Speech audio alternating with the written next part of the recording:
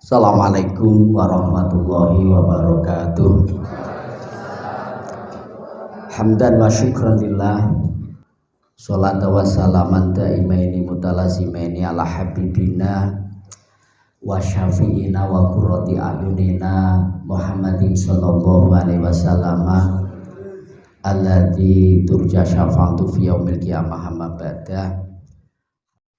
Bapak Ibu sekalian, ini coba kita dan itu tidak ada di materi karena ini adalah praktek, maka silahkan ini dicatat. Jadi orang itu ketika meninggal, Bapak Ibu sekalian, saya harapkan yang hadir ini nanti kalau ada keluarganya atau tetangganya meninggal, itu menahan diri untuk tidak emosi, tidak menangis, tidak kalut ya, karena jenengan sudah diklat. Karena situasi pada saat itu tentu keluarga ini bingung semua. Apa yang harus dilakukan ini kadang tidak terpikirkan. Lah maka kita yang sudah tahu ilmunya ini dan prakteknya nanti harus tegar dan ayo ini kita laksanakan. Yang pertama, orang meninggal itu paling tidak ada 5 ya, ada 5 titik yang harus diopeni, diperhatikan.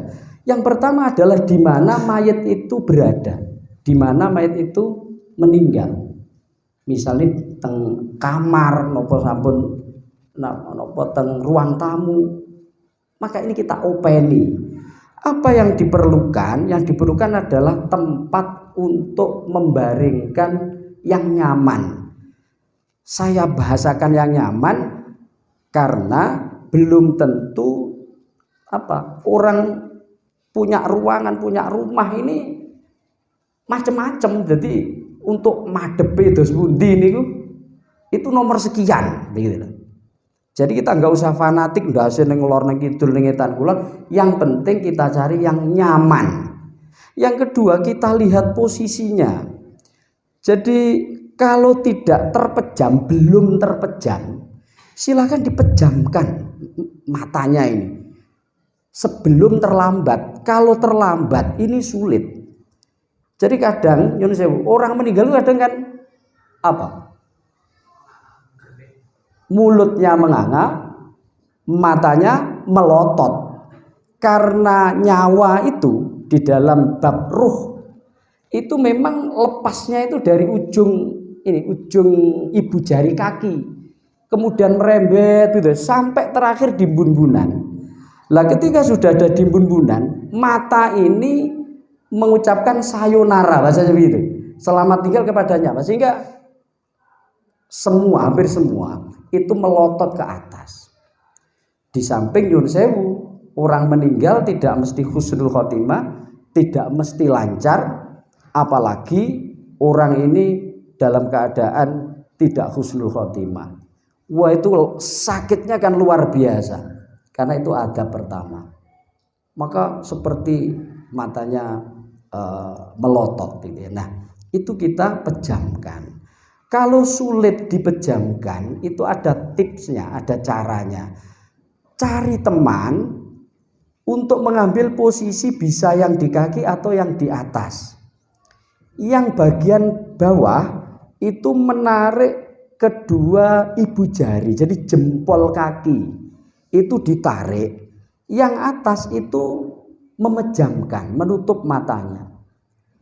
Karena sesungguhnya menurut dokter itu kaku begitu. Jadi otot itu sudah kaku, berhenti, maka tidak punya interaksi dengan mata, dengan hidung dan lain sebagainya. Lah ketika itu kita tarik ya, ibu jari, maka akan menjadi lemas kembali dan itu bisa tertutup. Ini sudah beberapa kali kita laksanakan dan itu manjur. Yang ketiga, apa yang kita lakukan gitu ya? Setelah dibaringkan kemudian ditutup, kita sediakan wangi-wangian. Kalau di dalam kitab fikih itu dupa Arab itu sunnah. Jadi dibakar begitu dupa Arab ini. Bukan kemenyan Jawa untuk kegiatan jaranan loh ya. Kalau itu enggak enak. Tapi dupa yang para habaib ketika sholawatan itu pernah mencium baunya ya. Itu kan wangi. Nah itu kalau tidak ada wangi-wangian, untuk apa ini? Di samping jenazah ini biasanya dari tempat-tempat lubang ini keluar bau yang tidak enak. Jadi di samping untuk menetralisir ini untuk merangsang turunnya malaikat. Jadi malaikat itu tuhibbur rih. Jadi tuhibbur rih. Dia sangat senang dengan bau-baunan yang ini. Jadi tuhibbur rih at-thayyibah. Ini senang, makanya ulama ini luar biasa. Setiap kuburan di Indonesia ini itu mesti ada bunga, namanya bunga kamboja. Ini jadi bukan tidak ada alasan. Nah, gitu ya, untuk merangsang turunnya malaikat rahmat. Nah, selebihnya adalah sesuai kondisional. Sesuai kondisional ini bisa semisal jenazah ini terus mengeluarkan kotoran, maka bagaimana kita antisipasi dengan kebutuhan-kebutuhan ini. Ada yang kadang jenazah ini matinya sudah agak lama, jadi konangannya itu. Nah, untuk meluruskan itu diluruskan, sunahnya diluruskan seperti orang yang masih hidup. Jadi antar ros-rosan. Jadi tangan, jadi untuk siku ini ya kita angkat, kita tekuk begini. Untuk yang pundak kita gerakkan, untuk kaki itu juga kita gerakkan. Bahkan di dalam kajian fikihnya, orang meninggal itu sunnah sekalipun tidak dalam posisi ketahuannya itu terlambat, itu dilemaskan. Apa fungsinya dilemaskan ini?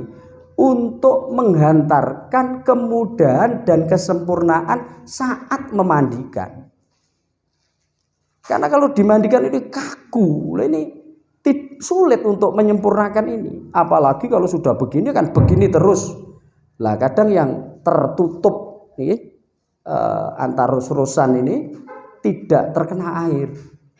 Makanya dilemaskan. Apalagi umpama diinepno, tahu jenazah diinepno nggih. Jadi tidak langsung dimandikan, itu maka dilemaskan.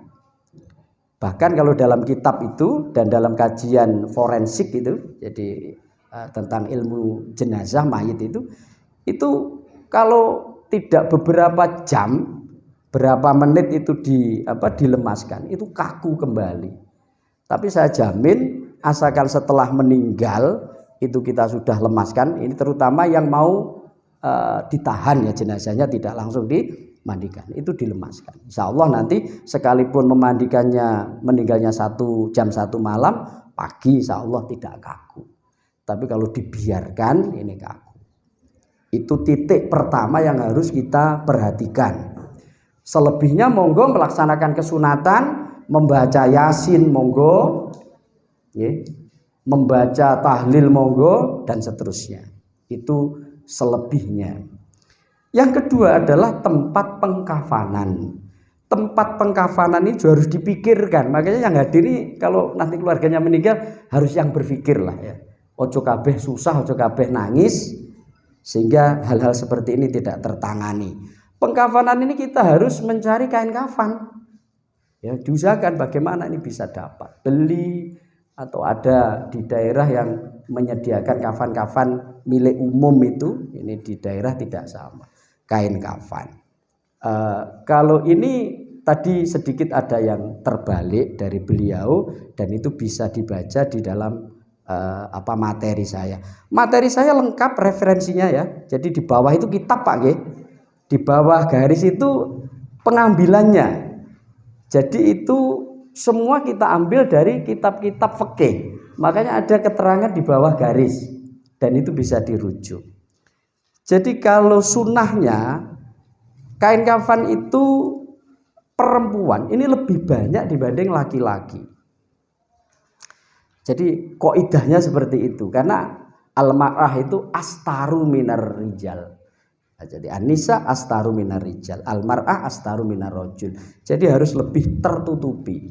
Lah jenazah laki-laki itu paling tidak 3 lapis. 3 lapis itu tanpa serban, tanpa rida. Itu seperti Rasulullah ketika wafat. Itu juga tidak ada serban, tidak ada lambi kurung. Itu Rasulullah. Lah sahabat, karena Rasulullah juga tidak pernah menyampaikan secara detail ya masalah itu banyak yang kemudian ditambah serban dan gamis atau kelambi kurung, baju kurung. Itu monggo. Kalau perempuan itu sebaiknya itu ditambahi 5 kalau perempuan itu. Jadi 3 ditambah 2. 2 ini nanti bisa untuk gamis, bisa untuk khumar atau khomar, kerudung. Kalau serban namanya imamah. Jadi ini yang disediakan. Nah, kalau anak kecil makanya disesuaikan bapak-bapak sekalian. Jadi menyesuaikan jenazahnya. Nah, cara memotong adalah ini cara memotong kain kafan ya. Kalau pengen dipotong, tapi biasanya dari penjualnya itu kan sudah ada potongan-potongan, betul? Yes, bene. Kalau masih utuh, kok idahnya begini, panjang jenazah ditambah 30 cm. Jadi kenapa? Karena nanti biar ada untuk mengikat 15 cm 15 cm. Itu kok idahnya. Jadi panjang jenazah minimal ditambah 30 sampai 40 cm. Cara memotong. Yang kedua meja. Jadi tadi kan kain kafan ya. Kedua meja, wangi-wangian, tidak usah merek Fambo. Fambo itu ndak enak. Neng omah niku diilangi orang enakne mangan Bapak-bapak sekalian. Nggih, bojone barang sosok nyingkrih-nyingkrih niku. Leres ya? Tidak harus itu. Jadi fikih kita itu yang penting wangi-wangian. Ya yang zaman lo lah yang enak itu baunya itu. Jangan Fambo. Wong itu enggak ada aturan kok. Tapi desa-desa mesti ini fanatik gue. Wangian mayit itu spesial Fambo. Wah, gimana nih gak enak nih. Jadi wangi-wangian. Kapas. Ya berikutnya kapas. Rangkapan kain kafan. Jadi casing pertama. Casing terakhir. Jadi rangkapan kain kafan. Biasanya itu kloso pandan. Saat ini jarang kloso pandan itu aja dipeksa. Jadi saged kloso ngeten iki ngoten lho, ora kok kudu lek gak kain kloso mayite murid neh renek ceritane. Napa mawon lah karpet saged nggih. Kloso napa mawon itu gunanya untuk apa toh? Gunanya agar supaya ketika jenazah itu diangkat kemudian ada sesuatu yang keluar, itu tidak langsung mengenai yang mengangkat. Dipandang juga nyaman, kalau ada sesuatu tertutupi karena itu aib bagaimanapun. Jadi biar tertahan. Yang mengangkat kalau ada itu juga aman, tidak terkena najis. Jadi maka ada namanya bahasanya rangkapan kain kafan. Jadi casing terakhir. Kemudian kebutuhan lain sesuai sikon. Itu yang harus. Yang lain itu sesuai sikon. Umpama kok sesuai sikon itu macam-macam Pak. Ada wong ninggal niku nyun sewu. Niku bocor terus Pak. Maka kita butuh plaster, kapasnya ditambahi kan begitu.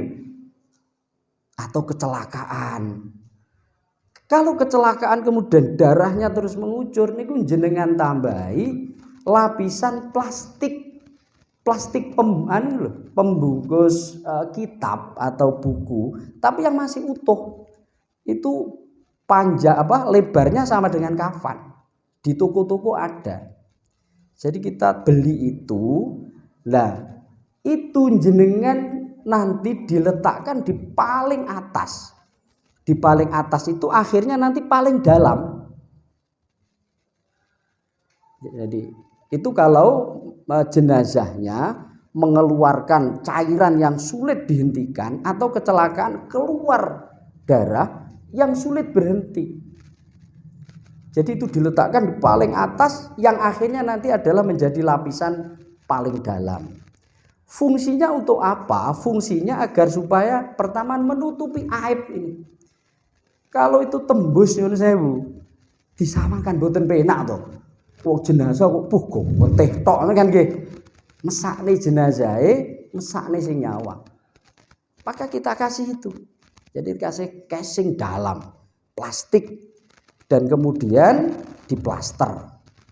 Nah, jadi biar sekali lagi biar aman.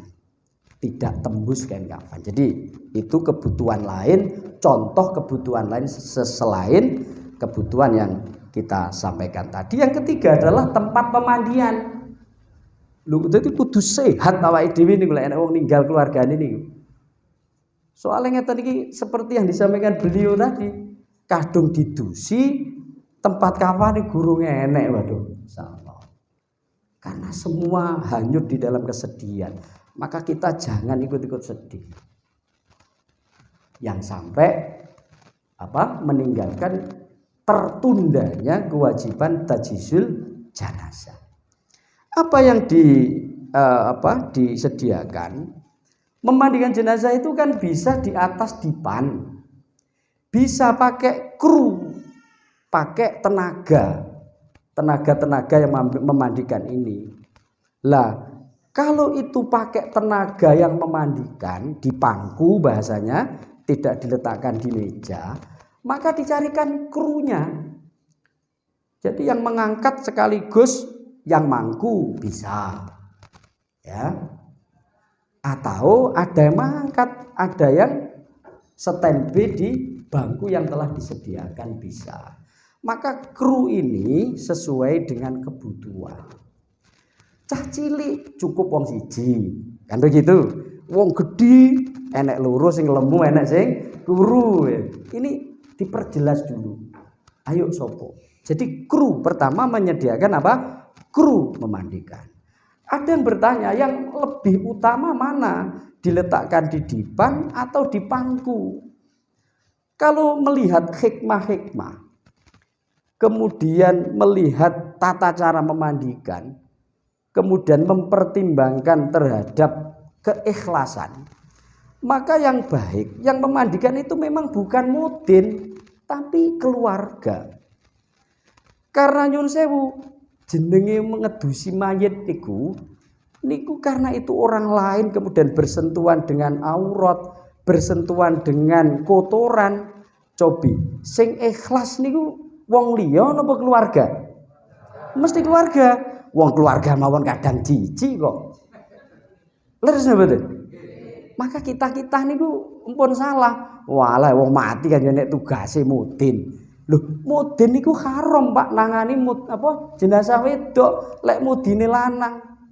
Mudin wedok haram ngedusi jenazah lanang. Dadi akhirnya awake dhewe niku. Jadi coba dihilangkan bahasa-bahasa. Lah kehadiran mudin itu biar menjadi koordinator. Jadi sebagai koordinir mawon.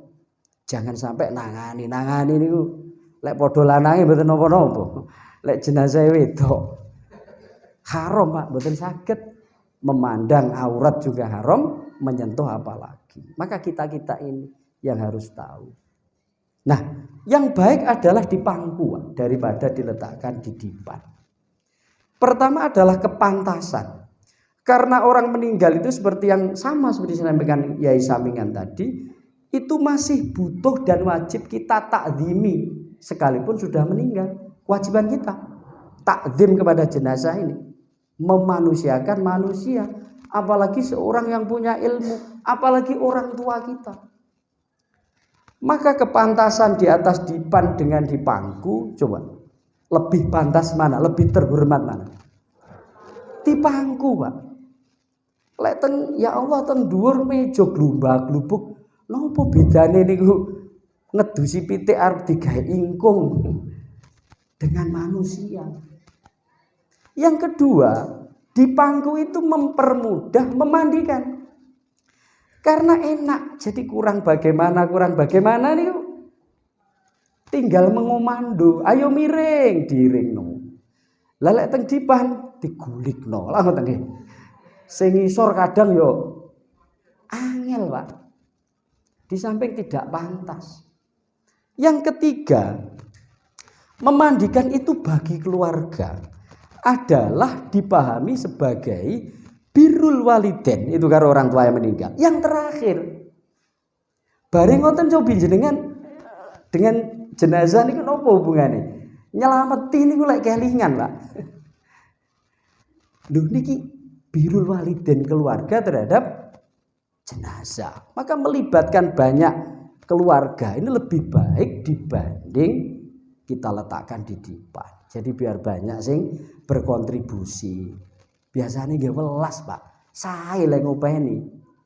Daripada kiculne diopeni mudin glubak-glubuk neng nggon tertutup, saya yakin lebih terhormat di pangku. Yang penting nanti dalam pelaksanaannya tertutup, Pak, ada tutupnya. Jadi lek tenggene lingkungane jenengan itu belum ada satir pemandian, monggo niku diusahakan. Di samping kelengkapan dipan nggih, ngulesi nggih, tong-tong untuk air niku monggo. Itu diupayakan ada satir permanen biar tidak menjadi tontonan. Kalau jadi tontonan yang menonton bukan mahramnya juga tidak boleh. Nggih, niku ada satir. Kru ya. Yang kedua, air tandon secukupnya. Jadi air yang tandon, Pak.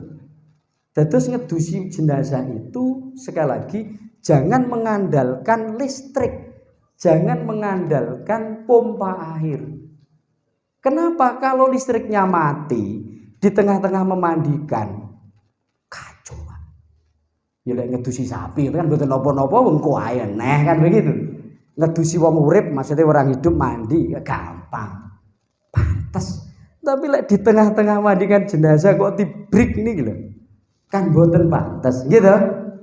Maka ditandon. Jadi tandon ini dicukupi dulu daripada kita hanya mengandalkan sanyo gitu. Jadi sanyo ya monggo disiapkan, tapi yang tandon ini secukupnya. Itu yang kedua. Jadi air, bangku ya, untuk ini tempat duduk, sabun, sampo. Jadi sabun, sampo, kemudian handuk, dan jangan lupa jarik yang suci dan bersih. Jadi bukan jarik yang dari jarik penutup di mana jenazah tadi kita pindah, tapi jarik khusus, Pak, disediakan.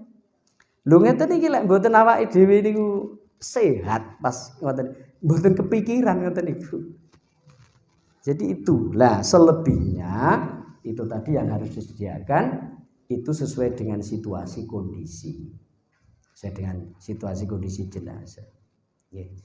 Enak sing teko. Kadang orang meninggal itu karena sakit. Niku kadung sikile niku ngadeg mawon. Niku akhirnya ya bah ngadeg ngene. Pernah tahu wong tuwek niku lho nggih. Jadi karena sudah tahunan sakit, lho niku enten carane, Pak.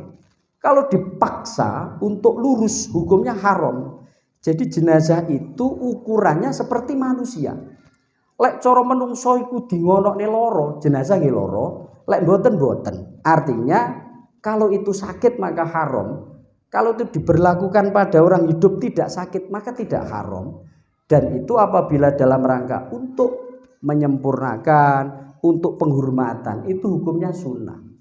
Sehingga kalau ada kaki yang karena sakit bertahun-tahun kemudian tidak bisa diluruskan, ini diupayakan diluruskan, tapi haram dipaksakan.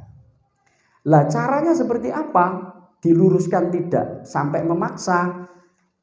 Sediakan air hangat. Kemudian teh tubruk. Teh tubruk itu teh yang bukan teh-teh yang celup ya, tapi teh yang kasar itu. Nah, leres. Nah, kemudian itu kita oles-oleskan, kemudian agak ditarik ya, sedikit-sedikit. Jadi agak ditekan, dipeluruti. Itu kalau tidak parah begitu, insya Allah nanti akan lurus. Jadi, nah, tata cara ini bisa ketika mau diangkat ke pemandian, bisa dilaksanakan ketika memandikan.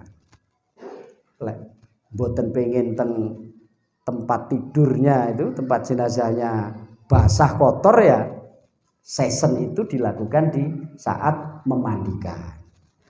Jadi bisa bebas, bisa banyak ya, bisa setengah timbo itu, kemudian diluruskan. Yang penting jangan dipaksa. Nah, itu tips agar supaya anggota badan itu lurus. Itu yang ketiga. Yang keempat adalah tempat pembuatan telisik. Saya tidak tahu bahasanya di Ndongko nopo Pak, penutup kayu penutup di liang lahat niku lek Ndongko namanya apa?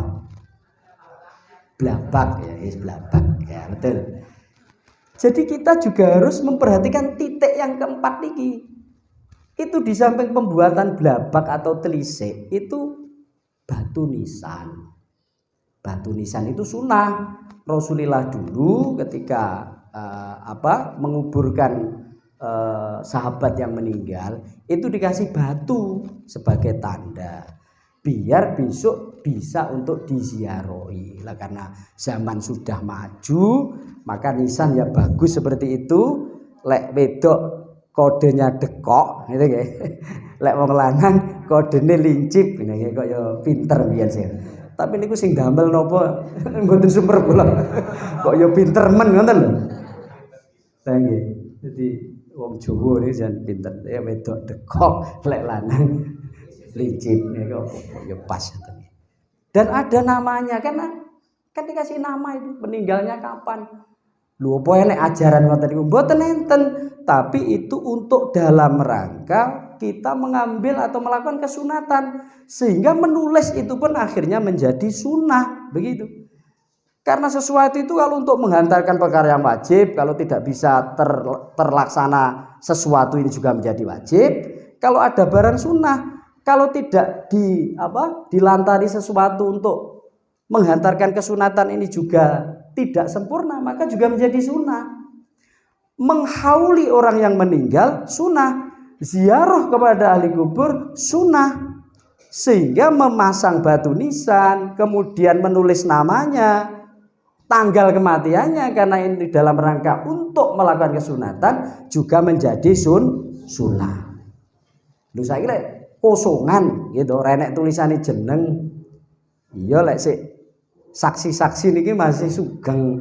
Lha lek mati kabeh, bingung iki kuburane mbahku sing endi yo. Wis teko cicit teko anu gitu. Matine kapan yo padahal tak hauli. Bingung. Maka menjadi sunnah. Maka titik keempat ini adalah untuk membuat telisik. Yang kedua adalah pembuatan batu nisan atau penulisan batu nisan dan sejenisnya. Yang kelima adalah pemakaman. Itu titik yang terakhir. Jadi ada di mana mayat meninggal, tempat itu, kemudian pengkafanan, pemandian, pembuatan telisik, yang terakhir adalah kuburan.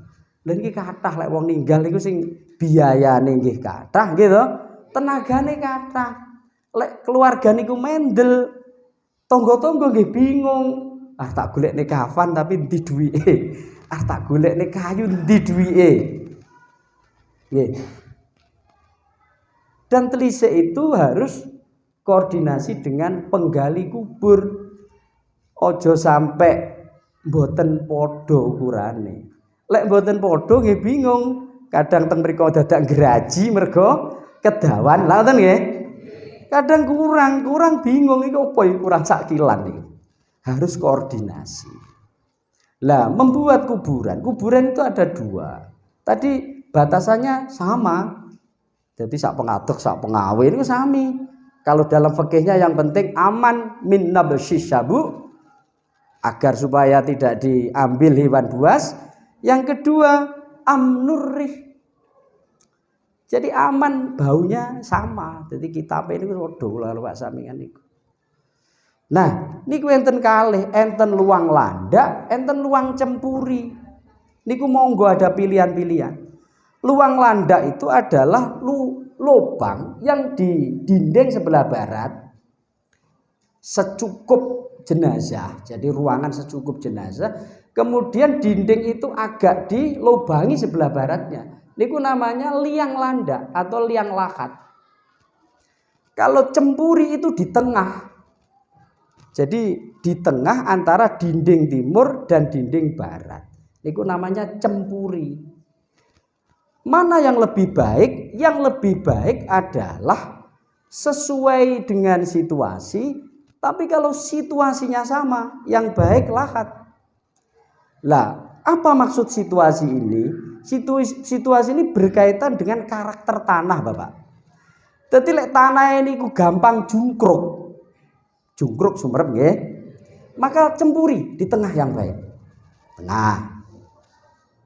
Niku lek karakter tanahnya gampang jungkruk. Tapi kalau tidak gampang jungkruk niku teng liang lahat. Mergo lek gampang jungkruk niku lahat, Pak. Bahaya, Pak. Digerongi mengki ambrol. Dadak pindah mangke. Itu yang harus dilaksanakan. Nah, 5 hal niki sesuatu yang harus disediakan atau yang harus diperhatikan ketika orang napa jenenge mempunyai keluarga, tetangga atau sesama muslim yang meninggal. Nah, ada beberapa pertanyaan yang berkaitan dengan 5 titik itu. Ini masalah-masalah waqi'iyah. Nanti selebihnya silakan bertanya karena belum tentu apa yang saya sampaikan itu nanti bisa mencakup semua. Saya hanya menambah dari beliau Bapak Samingan tadi kan sudah banyak. Pertama, apakah perlu orang meninggal itu ada lilin atau semacam cublik yang dinyalakan di atas kepala? Untuk saat ini niku tidak perlu. Itu adat yang tidak berkaitan dengan syariat. Tapi pada zamannya dulu belum ada listrik, ini penting memang. Jadi dulu itu orang meninggal itu karena belum ada listrik. Namanya nopo jenenge penerangan ini kan perlu. Jadi biar terang. Posisi kepala ini posisi yang paling penting. Jadi ben gak dilangkai. Lek enek kucing ya ben cara melangkah bek gak neng kono dan seterusnya.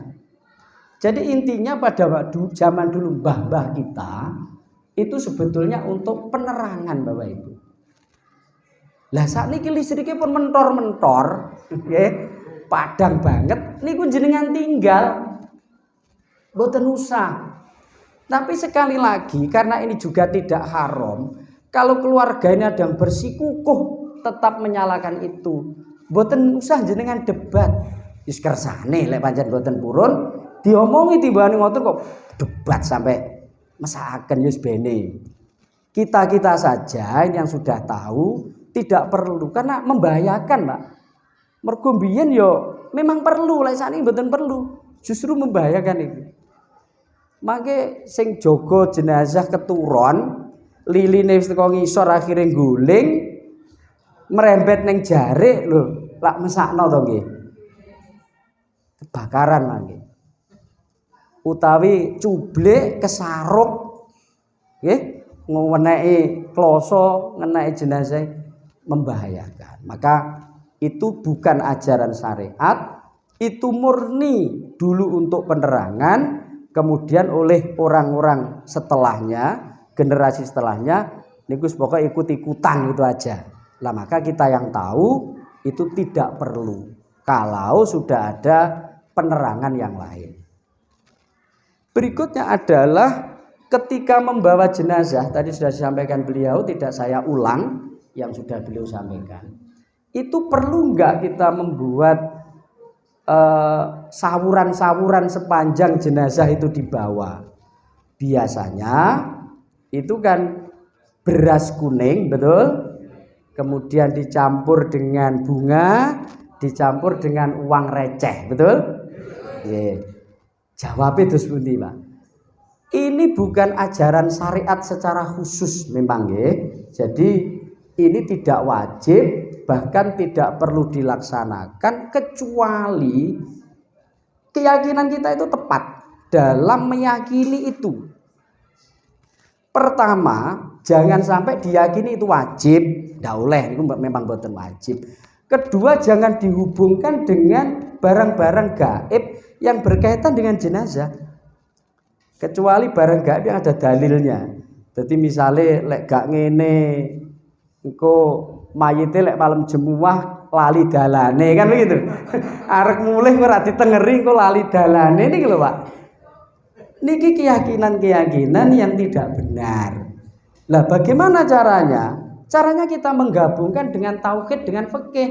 Jadi biar itu tetap berjalan, kemudian kita keyakinannya tidak salah.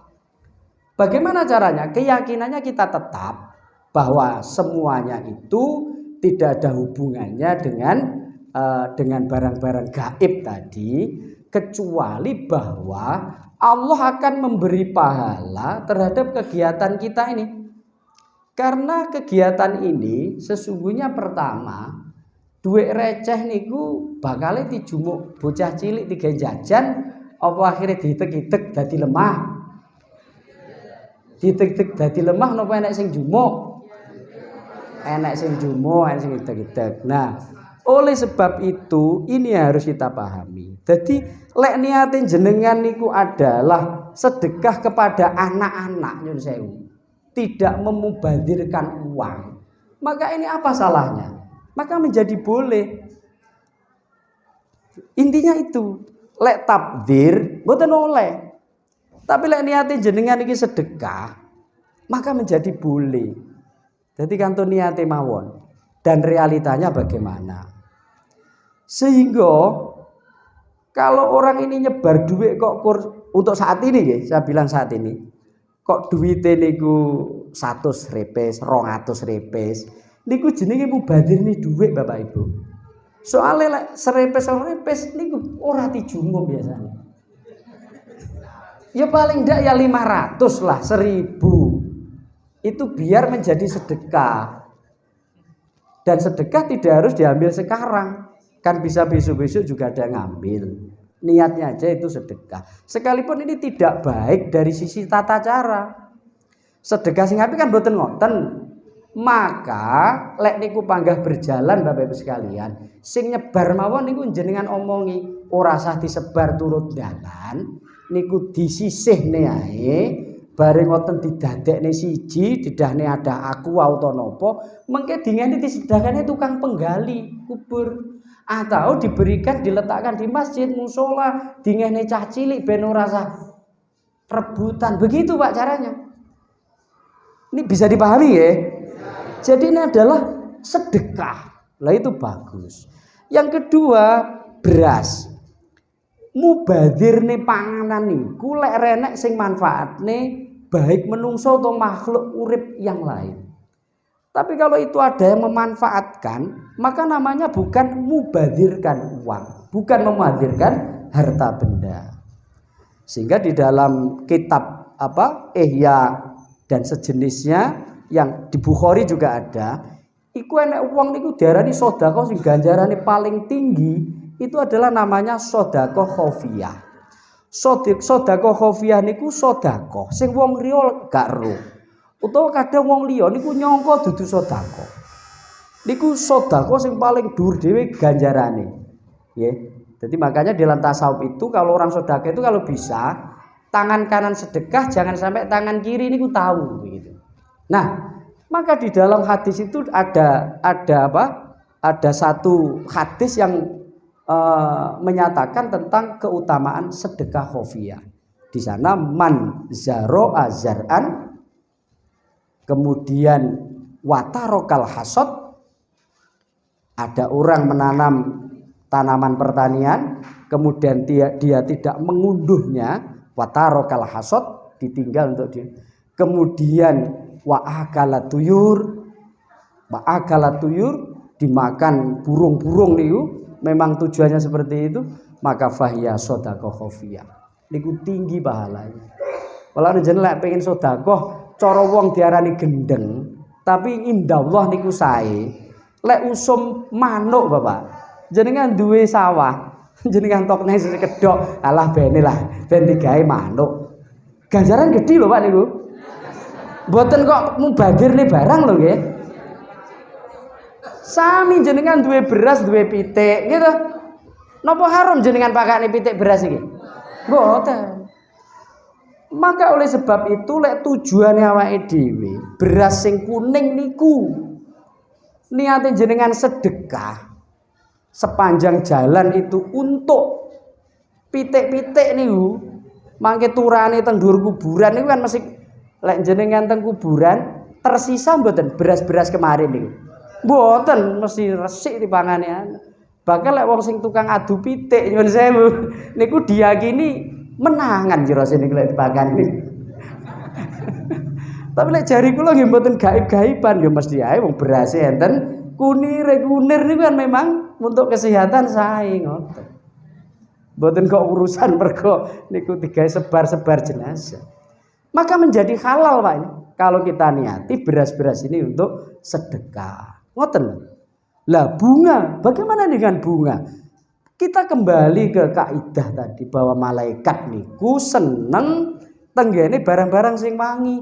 Maka sepanjang perjalanan itu biar wangi sehingga bisa merangsang turunnya malaikat. Begitu Pak, yang pas itu. Uangnya sedekah, berasnya sedekah, kembangnya untuk wewangian merangsang turunnya malaikat rahmah. Insya Allah kalau ini keyakinan kita, maka ini tidak melanggar aturan syariat, bahkan berpahala. Bisa dipahami nggih? Mangke nek wong takok ngoten iku opo enek to ajarane? Dijawab ada. Ya, jadi karena itu adalah sedekah, kemudian sepanjang perjalanan kita menyebar wangi-wangian agar supaya jenazah ini dikawal turun malaikat rahmat yang selalu memintakan ampunan kepada si mayit. Enak sing teko. Lah lek wong njaba kono kan kalau mengiring jenazah itu diam saja, kadang lari. Nah, ngoten nggih? Ada yang seperti itu? Lah, maka kita konsisten dengan ajaran kita. Tidak usah tergesa-gesa biar jenazah ini nyaman, tapi juga jangan terlalu pelan. Wajar-wajar saja. Nah, kemudian tetap membaca kalimah thayyibah dan sesamanya. Apa ada ajarannya? Sesungguhnya enggak ada. Tidak ada sesungguhnya. Tapi ini tidak ada aturan orang membaca tahlil itu kan enggak ada aturan di mana tempatnya. Begitu loh. Sehingga orang mengiring jenazah pun ya enggak ada salahnya. Orang dzikir, membaca tahlil, membaca Quran, mboten enten salahe. Ngoten lho. Lah, dan itu akan menjadi baik ya, akan menjadi pahala yang luar biasa ketika kita niatnya agar menghindari orang-orang yang mengiring jenazah tapi ngerumpi, tapi ngerasani jenazah, ngomong nilai main, ngomong nilai macem-macem Pak. Lah mboten pantes to wong ngiring jenazah kok HP ku rusak padahal sesuk aku arep rekreasi neng perigi. Kan mboten pantes ngomongin ngoten-ngoten niku. Gojekan sing macem-macem. Lho lek niate maca tahlil, zikir niku untuk menghindari. Ngoten lho. Pembicaraan-pembicaraan yang tidak perlu kan menjadi bagus itu. Saya pundi cobi? Bengak-bengok ngrasani ngiring jenazah karo maca tahlil. Saya pundi kira-kira? Lagi saya maca tahlil to. Lho ngoten. Niku jadi memang lek titekoni opo nek ajaran khusus tidak ada. Tapi Rasulullah juga tidak melarang atau tidak mengatur bacaan tahlil itu harus di mana. Tidak ada larangan. Ngeten iki jenengan maca tahlil nggih ganjarane kathah, kalih nyimak ngeten iki. Teng sawah nggih sae kan ngoten wong maca tahlil zikir. Sing penting kan mboten teng WC. Nggih, lek teng WC diateng ati mawon. Niki penting kita Sang.